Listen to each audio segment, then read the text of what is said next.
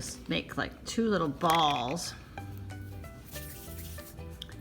Little ball that I just gonna flatten into like a pancake and then pinch just a little bit.